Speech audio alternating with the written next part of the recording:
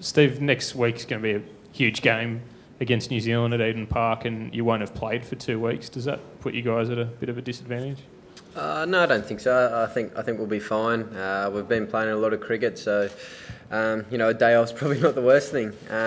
Look, I think we've prepared well throughout the tournament, and we've got a few days of training before that game there, so we'll be fine.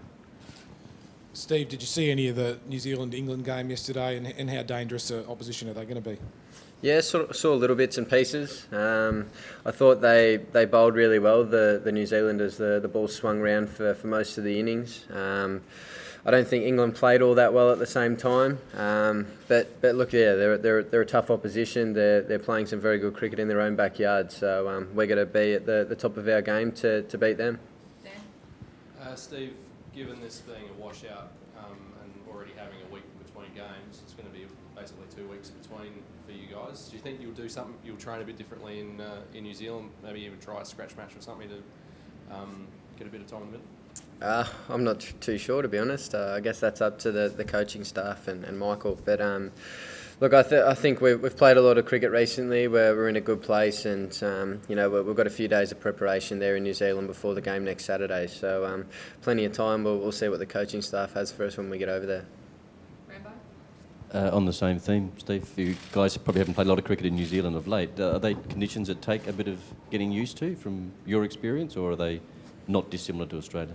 The wickets are probably a little bit slower than what we're used to here, so hopefully the nets replicate, I guess, what we're going to get out in the middle, and we can get used to it that way. So we'll have a chance to see the wicket when we get over there, and we can prepare accordingly. Excuse me. Steve, how do you describe today's situation? Australia gain 1 point, lose 1 point, or Bangladesh gain 1 point? How do you describe this? I think we both get 1 point, don't we? Look, it was obviously disappointing not to get out there today. It was, it's a place that we play really well out here at the Gabba, and obviously we can't control the weather. But yeah, look, we'll take the 1 point and hopefully continue to play some good cricket throughout the rest of the tournament. Steve, coming back to that England-New Zealand game, I mean, obviously a real disappointing performance from England. When you suffer a defeat like that, do you think it's hard for them to sort of come back from a sort of defeat like that? Yeah, look, I think they're still a good side, still a dangerous side in this tournament, and anyone, I guess, can beat anyone on any given day. So, look, I think, they didn't play very well yesterday from what I saw, but yeah, look, they've certainly got some match winners in their team that can come out and play some good cricket.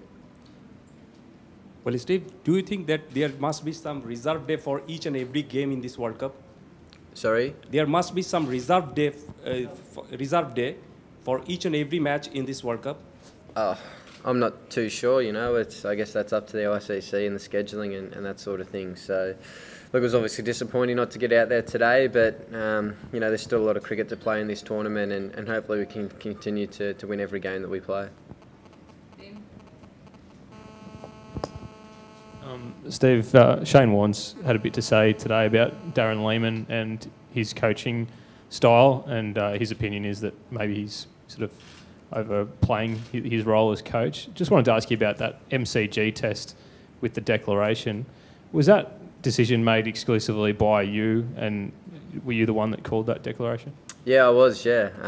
I think Buff was sitting on the sideline where he tends to sit here and there to watch the cricket, and I was up the top actually trying to call the guys in, but they couldn't see me. So I think he sort of just said, look up there, he's calling them in, and he ended up, I think they showed him on the TV actually doing it, but I was up the top doing it, so yeah, it was me. Is it destabilising at all for the camp to sort of hear these kind of comments? No, I don't think so. I think everyone that was playing that test match knew what was going on, knew that I'd made that declaration. And look, I think Buff's done a terrific job around the group as coach. He's done an outstanding job getting all the players together, and we're in a good place. Just on the same theme, Steve, how hands-on in terms of the actual on what goes on the field is Darren Lehmann?